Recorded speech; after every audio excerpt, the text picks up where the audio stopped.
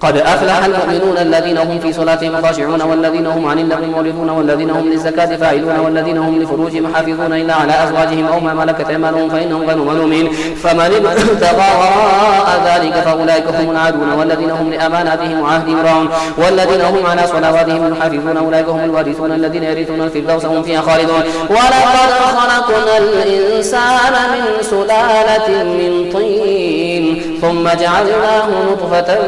في قرار مكين ثم خلقنا النطفة علقة فخلقنا العلقة مضغة فخلقنا المضغة عظاما فكسرنا العظام لحما ثم أنشأناه خلقا آخر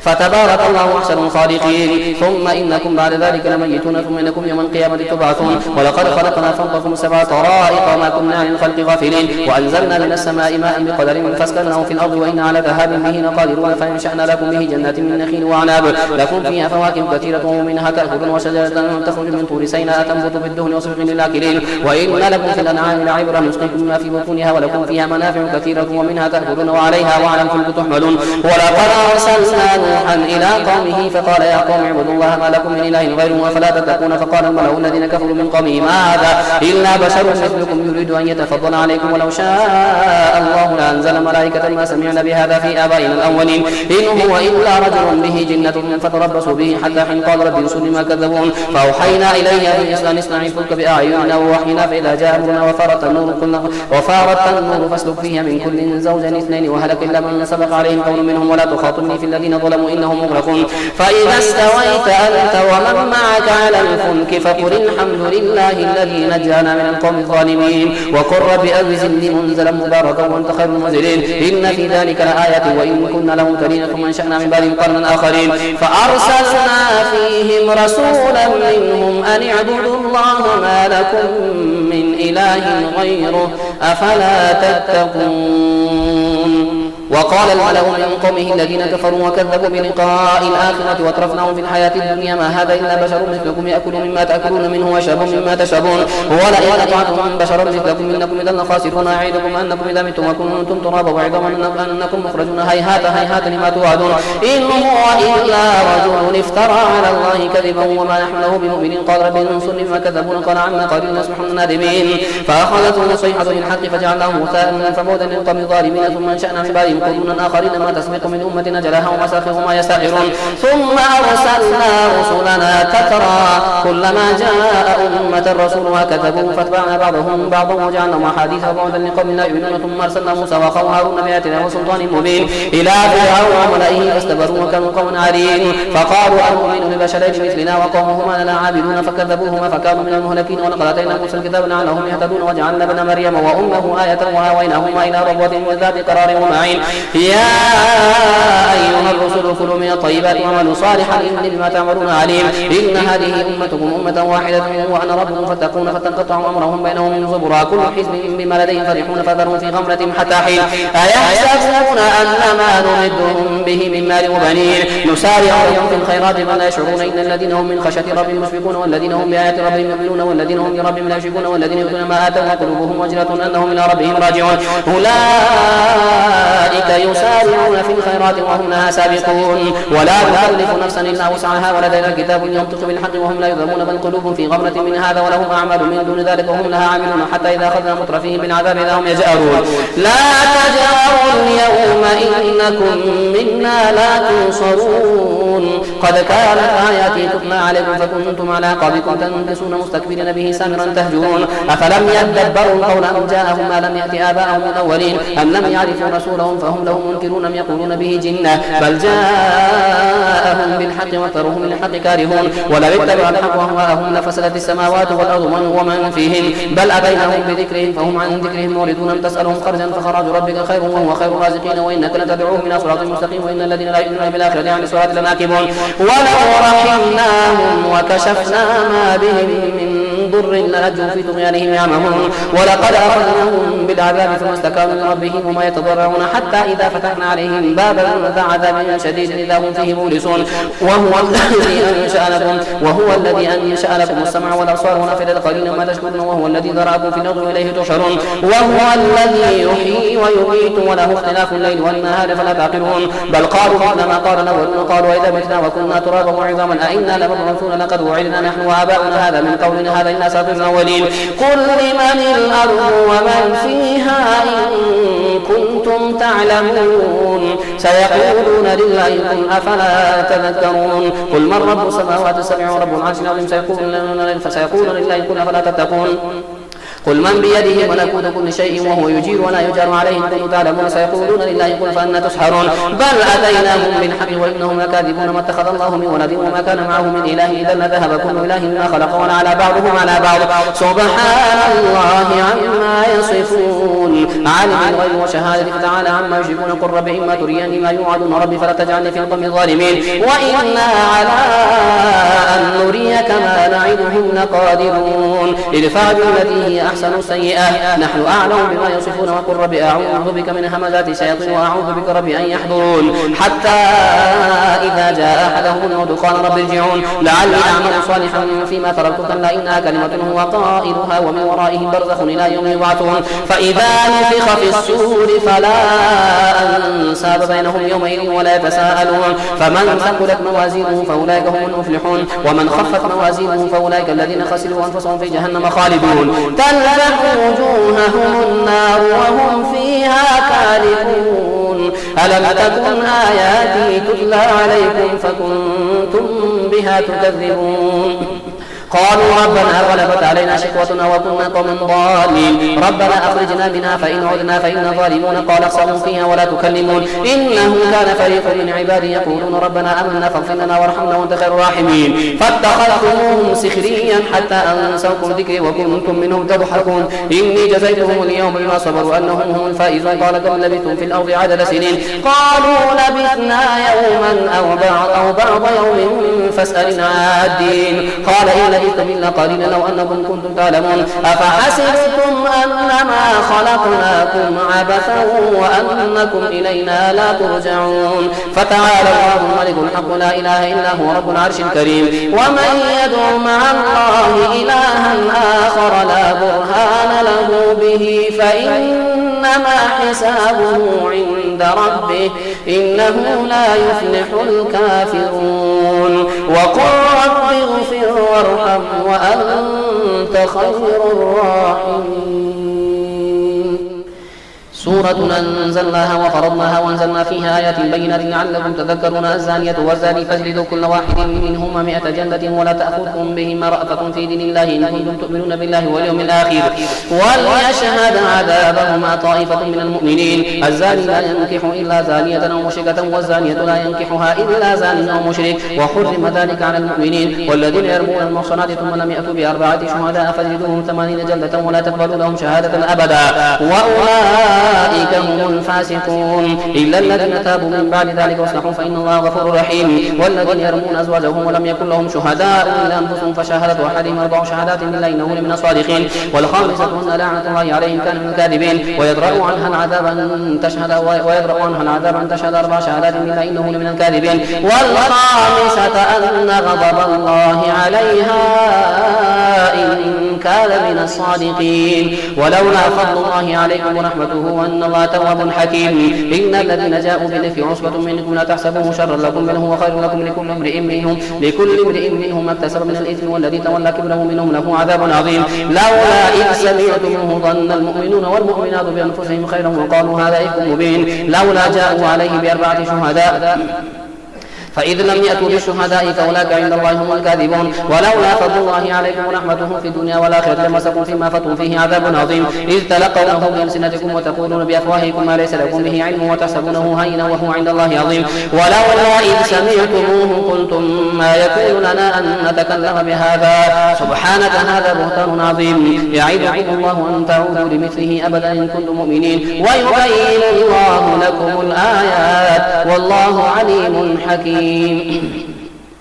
إن الذين يحبون أن تشيع الفاحشة في الذين آمنوا لهم عذاب أليم في الدنيا والآخرة والله يعلم وأنتم لا تعلمون ولولا فضل الله عليكم ورحمته وأن الله رؤوف رحيم يا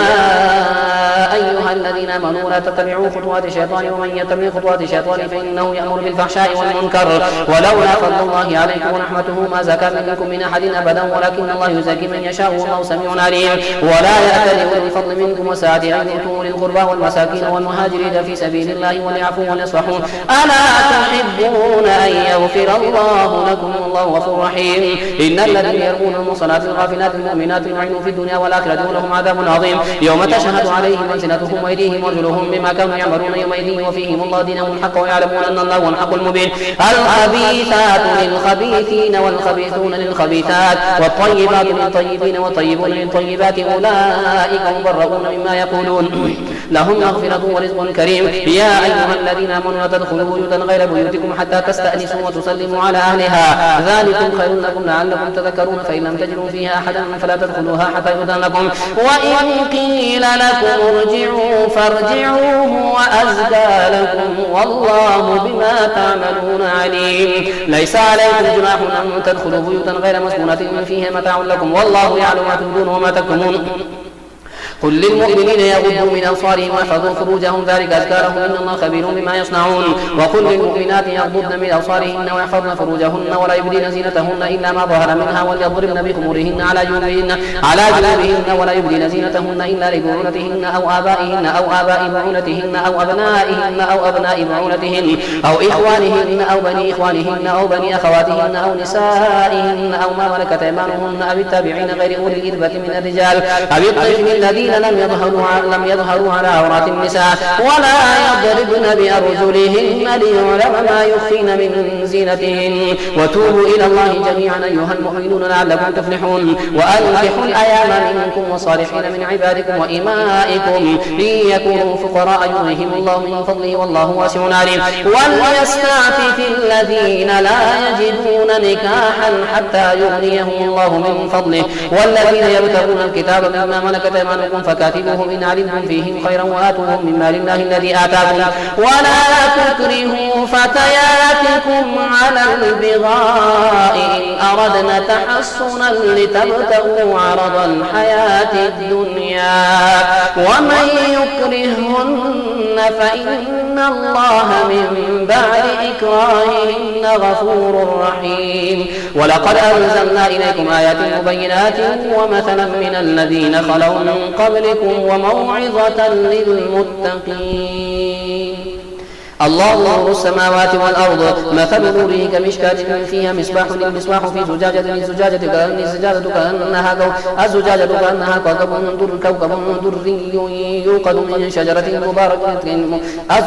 كأنها كوكب دري يوقد من شجرة مباركة زيتونة لا شرقية ولا غربية يكاد زيتها يضيء ولو لم تمسسه نار نور على نور يهدي الله لنوره من يشاء ويضرب الله الأمثال للناس والله بكل شيء عليم في بيوت أذن الله أن ترفع ويذكر فيها اسمه يسبح له فيها بالغدو والآصال رجال لا تلهيهم تجارة ولا بيع عن ذكر الله وإقام الصلاة وإيتاء الزكاة يخافون يوما تتقلب فيه القلوب والأبصار ليجزيهم الله أحسن ما عملوا ويزيدهم من فضله والله يرزق من يشاء بغير حساب أو كظلمات في بحر لجي يغشاه موج من فوق سحاب ظلمات بعضها فانقضى إذا أخرج له لم يكد يراها والذين كفروا أعمالهم كسراب بقيعة يحسبه الظمآن ماء حتى إذا جاءه لم يجده شيئا وجد الله عنده فوفاه حسابه والله سريع الحساب أو كظلمات في بحر لجي يغشاه موج من فوقه سحاب ظلمات بعضها فوق بعض إذا أخرج يده لم يكد يراها ومن لم يجعل الله له نورا فما له من نور ألم تر أن الله يسبح له من في السماوات والأرض والطير صافات كل قد علم صلاته وتسبيحه والله عليم بما يفعلون ولله ملك السماوات والأرض وإلى الله المصير. ألم تر أن الله يزجي سحابا ثم يؤلف بينهم ثم يجعله ركاما فترى الودق يخرج من خلاله وينزل من السماء من جبال فيها من برد فيصيب به من يشاء ويصرفه عن من يشاء يكاد سنا برقه يذهب بالأبصار يقلب الله الليل والنهار إن في ذلك لعبرة لأولي الأبصار. والله خلق كل دابة من ماء فمنهم من يمشي على بطنه ومنهم من يمشي على رجلين ومنهم من يمشي على أربع يخلق الله ما يشاء إن الله على كل شيء قدير. لقد أنزلنا آيات مبينات والله يهدي من يشاء إلى صراط مستقيم. ويقولون آمنا بالله وبالرسول وأطعنا ثم يتولى فريق منهم من بعد ذلك وما أولئك بالمؤمنين. وإذا دعوا إلى الله ورسوله ليحكم بينهم إذا فريق منهم معرضون ويكن لهم الحق يأتوا إليه مذعنين أفي قلوبهم مرض أم ارتابوا أم يخافون أن يحيف الله عليهم ورسوله بل أولئك هم الظالمون. إنما كان قول المؤمنين إذا دعوا إلى الله ورسوله ليحكم بينهم أن يقولوا سمعنا وأطعنا وأولئك هم المفلحون. ومن يطع الله ورسوله ويخشى الله ويتقي فأولئك هم الفائزون. وأقسموا بالله جهد أيمانهم لئن أمرتهم ليخرجون قل لا تقسموا طاعة معروفة إن الله خبير بما تعملون قل أطيعوا الله وأطيعوا الرسول فإن تولوا فإنما عليه ما حمل وعليكم ما حملتم وإن تطيعوه تهتدوا وما على الرسول إلا البلاغ المبين. وعد الله الذين آمنوا منكم وعملوا الصالحات ليستخلفنهم في الأرض كما استخلف الذين من قبلهم وليمكنن لهم دينهم الذي ارتضى لهم وليبدلنهم من بعد خوفهم أمنا يعبدون لا يشركون به شيئا ومن كفر بعد ذلك فأولئك هم الفاسقون. وأقيموا الصلاة وآتوا الزكاة وأطيعوا الرسول لعلكم ترحمون. لا تحسبن الذين كفروا معجزين في الأرض ومأواهم النار ولبئس المصير. يا أيها الذين آمنوا ليستأذنكم الذين ملكت أيمانكم الذين لم يبلغوا الحلم منكم 3 مرات من قبل صلاة الفجر وحين تضعون ثيابكم من الظهيرة ومن بعد صلاة العشاء 3 عورات لكم ليس عليكم ولا عليهم جناح بعدهن طوافون عليكم بعضكم على بعض كذلك يبين الله لكم الآيات والله عليم حكيم. وإذا بلغ الأطفال منكم الحلم فليستأذنوا كما استأذن الذين من قبلهم كذلك يبين الله لكم آياته والله عليم حكيم. والقواعد من النساء اللاتي لا يرجون نكاحا فليس عليهن جناح أن يضعن ثيابهن غير متبرجات بزينة وأن يستعففن خير لهن والله سميع عليم. ليس على الأعمى حرج ولا على الأعرج حرج ولا على المريض حرج ولا على أنفسكم أن تأكلوا من بيوتكم وبيوت آبائكم أو بيوت أمهاتكم أو بيوت إخوانكم أو بيوت أخواتكم أو بيوت أعمامكم أو بيوت عماتكم أو بيوت أخوالكم أو بيوت خالاتكم أو ما ملكتم مفاتحه أو صديقكم ليس عليكم جناح أن تأكلوا جميعا واشتاتا فإذا دخلتم بيوتا فسلموا على أنفسكم تحية من عند الله مباركة طيبة كذلك يبين الله لكم الآيات لعلكم تعقلون. إنما المؤمنون الذين آمنوا بالله ورسوله وإذا كانوا معه على أمر جامع لم يذهبوا حتى يستأذنوه إن الذين يستأذنونك أولئك الذين يؤمنون بالله ورسوله فإذا استأذنوك لبعض شأنهم فأذن لمن شئت منهم واستغفر لهم الله إن الله غفور رحيم. لا تجعلوا دعاء الرسول بينكم كدعاء بعضكم بعضا قد يعلم الله الذين يتسللون منكم لواذا فليحذر الذين يخالفون عن أمره أن تصيبهم فتنة أو يصيبهم عذاب أليم. ألا إن لله ما في السماوات والأرض قد يعلم ما أنتم عليه ويوم يرجعون إليه فينبئهم بما عملوا والله بكل شيء عليم. تبارك الذي نزل الفرقان على عبده ليكون للعالمين نذيرا الذي له ملك السماوات والارض ولم يتخذ ولدا ولم يكن له شريك في الملك وخلق كل شيء فقدره تقديرا واتخذوا من دونه آلهة لا يخلقون شيئا وهم يخلقون ولا يملكون لأنفسهم ضرا ولا نفعا ولا يملكون موتا ولا حياة ولا نشورا. وقال الذين كفروا إن هذا إلا إفك افتراه وأعانه عليه قوم آخرون فقد جاءوا ظلما وزورا. وقالوا أساطير الأولين اكتتبها فهي تملى عليهم بكرة وأصيلا قل أنزله الذي يعلم السر في السماوات والأرض إنه كان غفورا رحيما. وقالوا ما لهذا الرسول يأكل الطعام ويمشي في الأسواق لولا أنزل إليه ملك فيكون معه نذيرا أو يلقى إليه كنز أو تكون له جنة يأكل منها. وقال الظالمون إن تتبعون إلا رجلا مسحورا وانظر كيف ضربوا لك الأمثال فضلوا فلا يستطيعون سبيلا.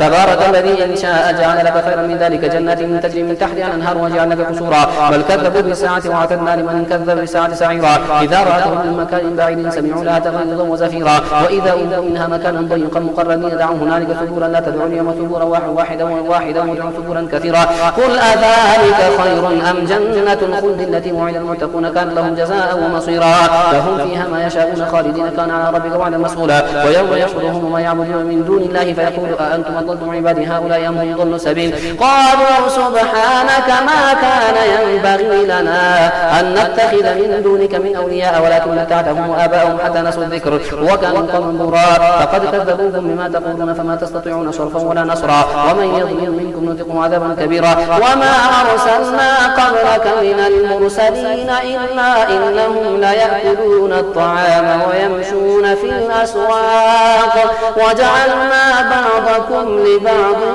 فتنة أتصبرون وكان ربك بصيرا.